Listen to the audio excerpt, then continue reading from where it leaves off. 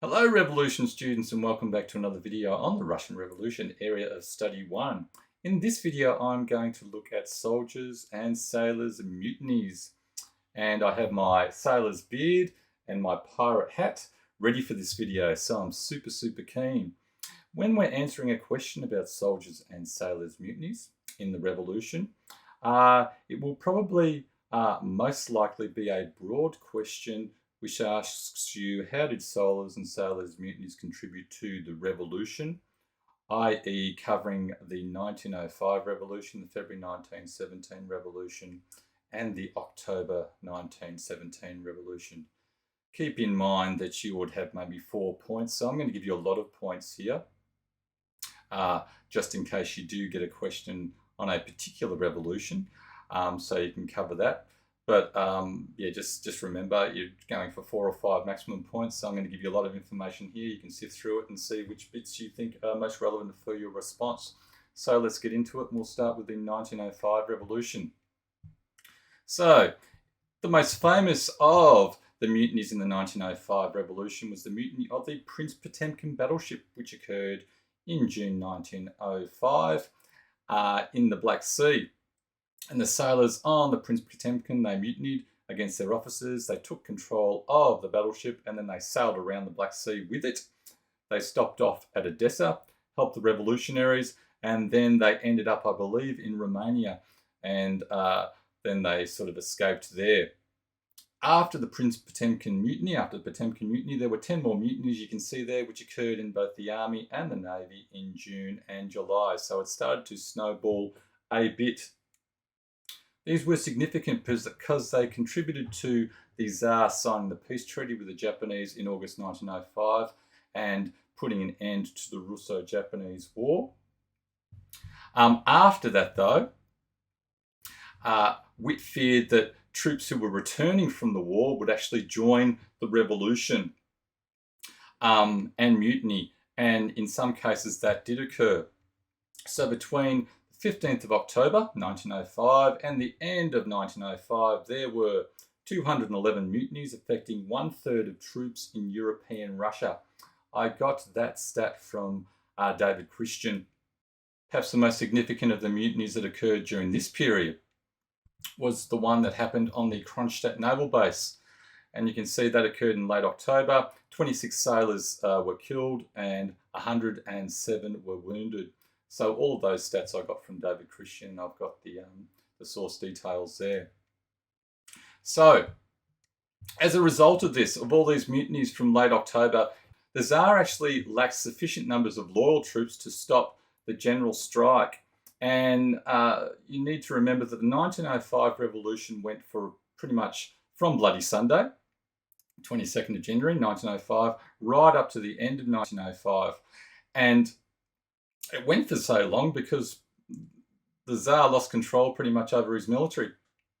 This loss of control really came to fruition in October when all of the workers in Petrograd and Moscow as well, they went on a general strike. Everything came to a standstill. The Tsar couldn't send in troops because he feared that those troops would go over to the revolutionaries.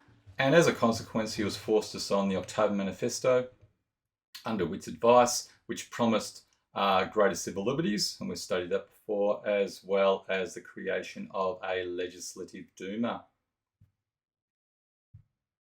Soldiers and sailors also played a key role in the February 1917 revolution. The soldier mutinies began on the 27th of February 1917 in Petrograd with the Pavlovsky Regiment. Then it spread to the Preobrensky and Lidovsky Guard regiments. And Pipe calls this mutiny the most stupendous military revolt in recorded history. A nice historical interpretation there which you can use in your responses. And soldiers and sailors played a key role also in the October 1917 revolution. The soldier mutinies in Petrograd were caused by Kerensky when he declared that the Petrograd garrison would be transferred to the Northern Front. He did this because he doubted, you can see there, their loyalty to the provisional government because they were more loyal to the Petrograd Soviet. In response to this, the Petrograd garrison actually mutinied on the 21st of October 1917. And even some of the loyal Cossack regiments joined the mutiny, or they remained neutral.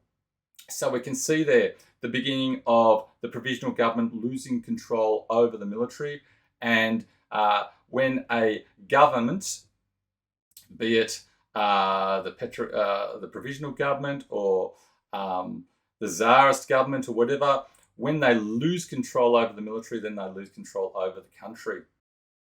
The soldiers' mutinies then spread between the 23rd and the 25th of October. Kronstadt sailors, Red Guards, and the Petrograd garrison soldiers, under the direction of the MRC, the Military Revolutionary Committee, which was a subcommittee of the Petrograd Soviet, which controlled the armies, or the army in Petrograd, and which was dominated by the Bolsheviks.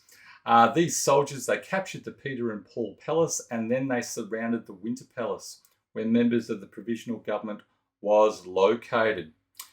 So in summary, soldiers and sailors played a key role in all of the revolutions, the 1905 revolution, the February 1917 revolution, and the October 1917 revolution. You could argue that because the Tsar managed to eventually retain control and authority over the military, as a consequence, the 1905 revolution was only a half revolution. And you can see there, because the Tsar managed to retain control of the military, it's only a half revolution because he was still in power, even though he set up a Duma, which was promised in the October Manifesto. But I remind you that that Duma did not have lawmaking powers, so it was only an advisory body. And as a consequence, the Tsar's authority pretty much remained the way it was prior to the 1905 revolution. If we then contrast what happened in the 1905 revolution with the role of soldiers and sailors in the February 1917 and October 1917 revolutions, in both those revolutions, soldiers and sailors actually joined the revolutionaries, and as a consequence, they toppled the governments that were in power. So for the February 1917 revolution, they toppled the Tsarist regime, and for the October 1917 revolution, they overthrew the provisional government. Okay, let us now have a look at a couple of historical interpretations about the role of soldiers and sailors mutinies in the revolution. And for these historical interpretations, I've actually focused on the February 1917 revolution. So let's get into it. The first one here is from Richard Pipes, and he writes, "The rapidity with which the mutiny spread through the Petrograd garrison on February 27 cannot be explained by specific grievances, although these clearly existed. The progress of the mutiny suggests that nothing could have stopped it." So there's the key point there. The rebellious soldiers were, for the major part, peasants born in the 1880s. They carried in their bones 300 years of serfdom. They obeyed only as long as disobedience carried mandatory punishment. The instant they sensed that they could do what they wished with impunity, they ceased to obey. And our second historical interpretation about the role of soldiers and sailors in the February 1917 revolution comes from Michael Adcock, and I took this from his Checkpoints book, Cambridge Checkpoints 2016 to 18, VCE Russian Revolutions, Units 3 and 4, page 41. And Adcock writes, "The February Revolution was first and foremost a soldiers' revolution." That is a nice historical interpretation there. Easy to remember, great to use. The soldiers were purposeful, selected strategic targets, and transformed aimless demonstration into purposeful rebellion. For example, soldiers led the crowd to capture Arsenal, the telephone centre, and railway stations. Mutiny spread to other garrisons, and soon groups of soldiers were organising their own military siege of the capital. Okay, so that is our couple of historical interpretations about how soldiers and sailors contributed to the February 1917 revolution.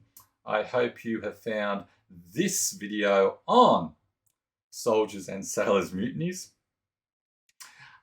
useful for your study of the Russian Revolution Area Study 1. and I shall see you next time. Goodbye.